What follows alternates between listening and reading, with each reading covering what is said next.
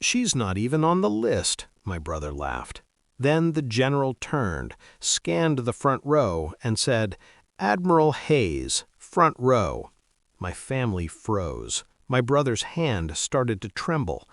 I didn't look at him. I kept my eyes forward, posture perfect, spine straight, face neutral. I had learned that stillness unnerves people more than anger ever could, especially people who think they've already won.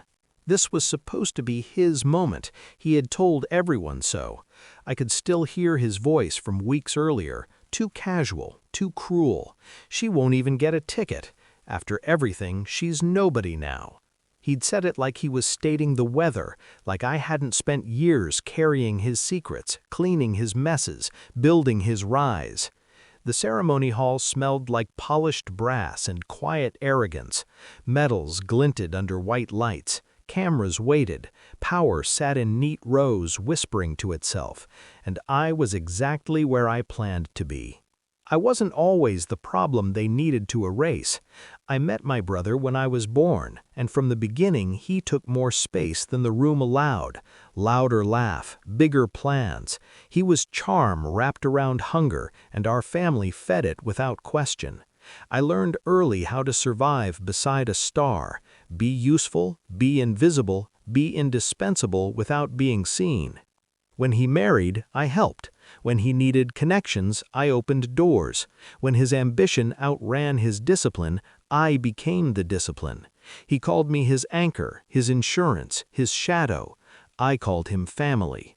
That's why the betrayal didn't arrive like a storm. It arrived like a draft. Meetings rescheduled without me, decisions made before I entered the room, a silence where respect used to sit. His wife stopped returning my calls. His tone shifted, subtly at first, like someone slowly closing a door while maintaining eye contact. I noticed everything. I always do.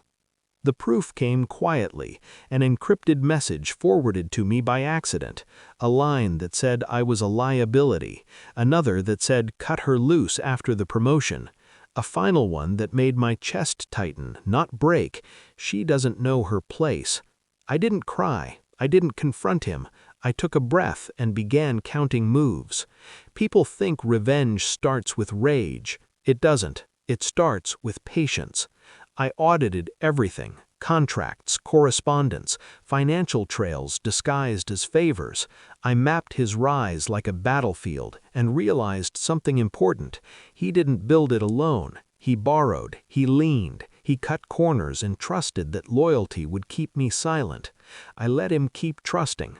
I updated my credentials quietly, reconnected with contacts who respected competence more than blood.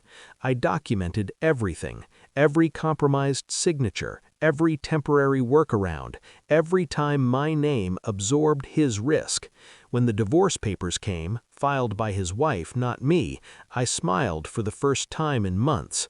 She'd discovered her own set of messages, different betrayal, same man. Chaos makes people sloppy.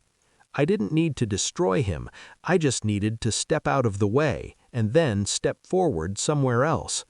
The appointment offer came on a Tuesday, classified, direct, earned Admiral. I didn't tell my family. I let my brother keep laughing.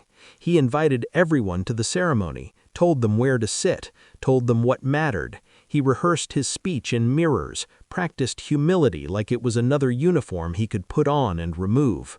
I watched him from a distance, calm as glass, because timing is everything. Back in the present, the general was still speaking, listing achievements, citing leadership, integrity, service, words my brother had borrowed, a rank he had assumed would be his. Then my name echoed through the hall, not whispered, announced. I stood. Cameras shifted. Murmurs rippled. I felt my brother's gaze finally land on me, heavy and disbelieving.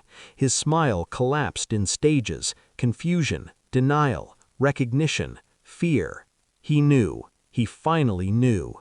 As I walked past him, our shoulders nearly touched. His breath caught.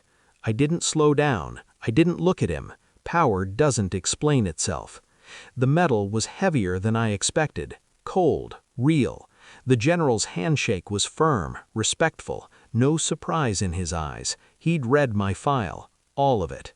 When I turned, I saw my family still frozen, caught between pride and panic. My brother stared at his hands like they had betrayed him too. In a way, they had. After he found me alone in the corridor, he tried to speak, failed, tried again. "You planned this," he said. I met his eyes then, just once. "No," I replied. "I survived you." That was all. I left him standing there, stripped of the narrative he'd been practicing for years, not ruined, not destroyed, just exposed. Now, hours later, I sit with the quiet. Revenge didn't feel like fire. It felt like balance. I didn't scream. I didn't beg. I didn't become what he expected. I became undeniable. Some betrayals don't deserve confrontation. They deserve consequences delivered with precision, witnessed by everyone who underestimated you. He laughed because he thought lists were controlled by men like him.